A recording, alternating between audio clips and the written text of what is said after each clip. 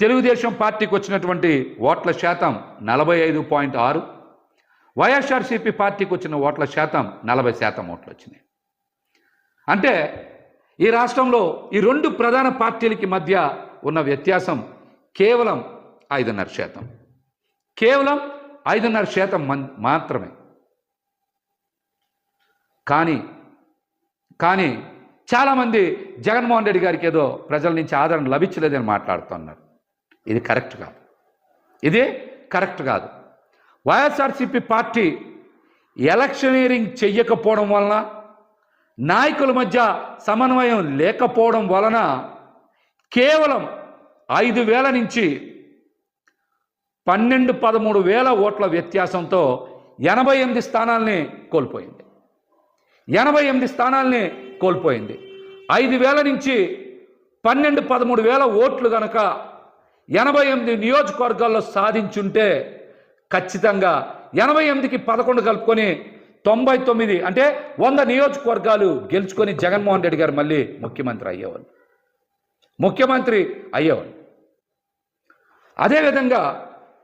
అదేవిధంగా ఇంకొక చిన్నది కనుక యాడ్ చేసుకుంటే, ఓట్ల వ్యత్యాసం కనుక యాడ్ చేసుకుంటే 4-5 వేల ఓట్ల నుంచి 13-14 వేలకి మరొక 3-4 వేల ఓట్లు కనుక కలుపుకుంటే, అంటే 18,000 ఓట్లు కనుక సాధించుంటే మరొక 31 స్థానాలు పెరిగాయి. అంటే 119 స్థానాల్లో వైఎస్ఆర్సీపీ పార్టీ గెలిచేది. ఇప్పుడున్న 11 స్థానాలు కూడా జత కలిస్తే 130 స్థానాలు అయ్యాయి. 130 స్థానాలు అయ్యాయి. ఇది కేవలం ఎన్ని వేల ఓట్లు తేడా? 4,000 నుంచి 17,000 ఓట్లు తేడాతో వైఎస్ఆర్సీపీ పార్టీ వదిలేసుకున్నటువంటి స్థానాలు 119. ఈ 11 కూడా కలుపుకుంటే 130 స్థానాలు వచ్చాయి. అంటే వైఎస్ఆర్సీపీ పార్టీకి మరొక 10 లక్షల ఓట్లు పడుంటే జగన్మోహన్ రెడ్డి గారు రెండోసారి ముఖ్యమంత్రి అయ్యేవారు. కేవలం కూటమికి వైసీపీ పార్టీకి మధ్య వ్యత్యాసం, ప్రభుత్వ ఏర్పాటుకి వ్యత్యాసం కేవలం 10 లక్షల ఓట్లు మాత్రమే.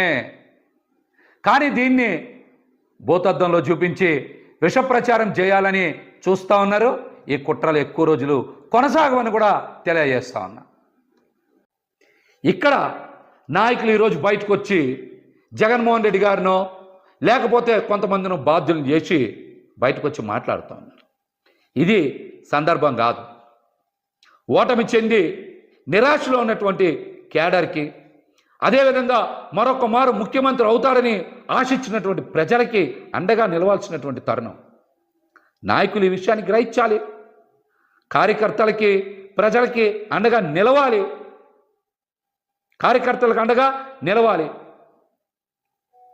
అద్భుతమైన ప్రచారం చేసి అన్ని వనరులు సమకూర్చిన తర్వాత కూడా ఓటమికి కారణం నాయకుల మధ్య సమన్వయం లేకపోవడం. రెండోది, ఖచ్చితంగా ఎలక్షనీరింగ్ చేయడంలో పార్టీ కొంత వెనకబడింది అనేటువంటి అంశం నాకైతే స్పష్టంగా కనబడుతుంది. ఇది నా వ్యక్తిగత అభిప్రాయం. ఎందుకు చెప్తున్నానంటే, గత 2 రోజుల నుంచి 90,000 మెజార్టీలు వచ్చినాయి, సూపర్ మెజార్టీలు వచ్చినాయి, చరిత్రలో కనీవిని ఎరగని మెజార్టీలు వచ్చినాయి అంటున్నారు. 80,000 నుంచి 90,000 మెజార్టీ వచ్చింది ముగ్గురికే కదా.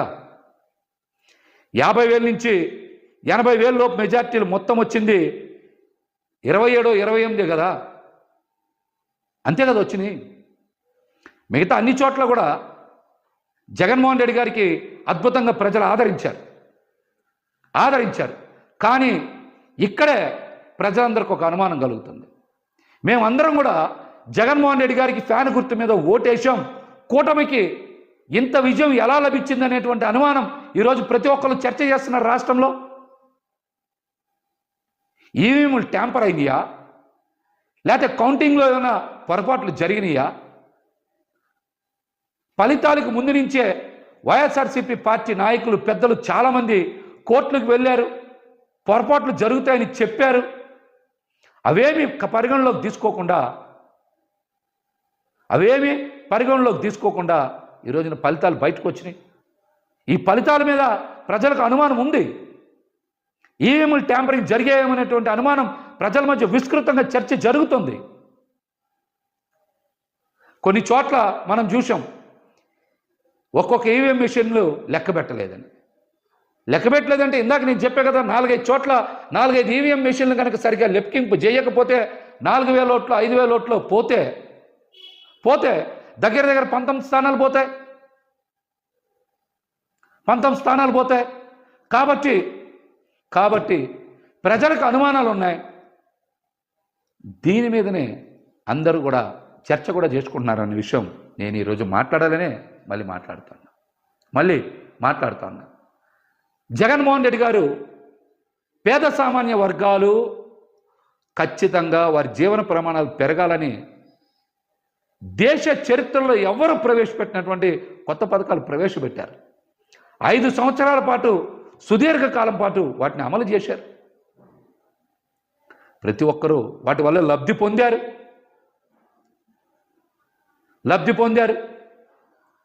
అందుకనే ఈరోజు రాష్ట్ర ప్రజలందరూ కూడా నివేరబోతూ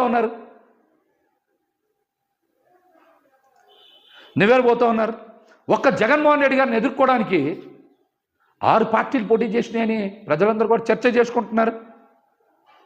ప్రజారంజకంగా ఉంటుందా, లేకపోతే పెట్టుబడిదారులకు మాత్రమే అనుకూలంగా ఉంటుందా, ఎవరికి అనుకూలంగా ఉంటుందనేది ఈ రాష్ట్ర ప్రజలందరూ కూడా చాలా తొందరగా తెలుసుకుంటారు. తొందరగా తెలుసుకుంటారు. అప్పుడు జగన్మోహన్ రెడ్డి గారు చేసినటువంటి సంక్షేమం, అభివృద్ధి పట్ల ప్రతి ఒక్కరికి కూడా వాస్తవం ఏంటనేది చాలా స్పష్టంగా అర్థమవుతుంది. నిన్నటి నుంచి చూస్తున్నాం కదా, రాష్ట్రంలో శాంతి భద్రతలను గాలిలో పెడతాం, ప్రతీకార పాలన ఉండదు అని మాటలు చెప్పిన 24 గంటలు గడవల. రాష్ట్రంలో చాలా చోట్ల ప్రతీకార దాడులు జరుగుతూ ఉన్నాయి. శాంతి భద్రతల సమస్య తలెత్తుతూ ఉంది. రాబోయే రోజుల్లో ఇంకెన్ని చూడాల్సి వస్తుందో. ప్రతి ఒక్కరికి కూడా అధికార పీఠం మీద కూర్చోలేని ఆశ ఉంటుంది. ఆ ఆశ ఉన్నప్పుడు కూటమి బీటలు వారుతుంది, ఖచ్చితంగా వారుతుంది. కూటమి కలిసినప్పుడు కూడా జగన్మోహన్ రెడ్డి గారు చాలా అద్భుతంగా సమర్థవంతంగా ఎదుర్కొన్నారు. రాబోయే రోజుల్లో జగన్మోహన్ రెడ్డి గారు చాలా బలంగా ధైర్యంగా నిలబడతామని చెప్తా ఉన్నారు. ఖచ్చితంగా నిలబడతారు. మళ్ళీ మరొకసారి ముఖ్యమంత్రి అయ్యే తీరుతారు. ఖచ్చితంగా పెంచాయి.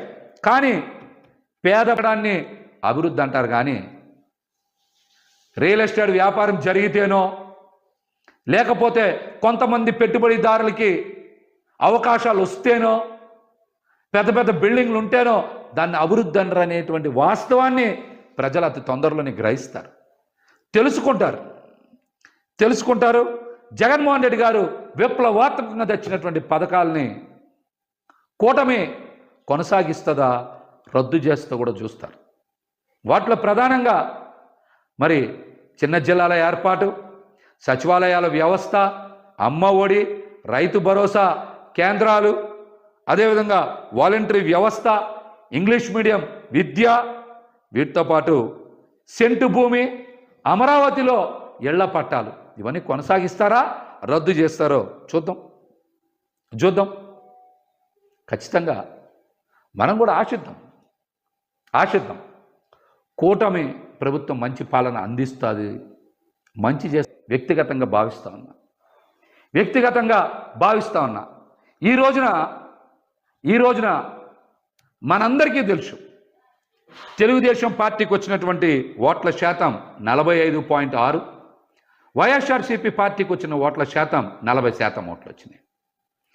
అంటే ఈ రాష్ట్రంలో ఈ 2 ప్రధాన పార్టీలకి మధ్య ఉన్న వ్యత్యాసం కేవలం 5.5%. కేవలం 5.5% మాత్రమే. కానీ చాలామంది జగన్మోహన్ రెడ్డి గారికి ఏదో ప్రజల నుంచి ఆదరణ లభించలేదని మాట్లాడుతున్నారు. ఇది కరెక్ట్ కాదు. వైఎస్ఆర్సీపీ పార్టీ ఎలక్షనీరింగ్ చెయ్యకపోవడం వలన, నాయకుల మధ్య సమన్వయం లేకపోవడం వలన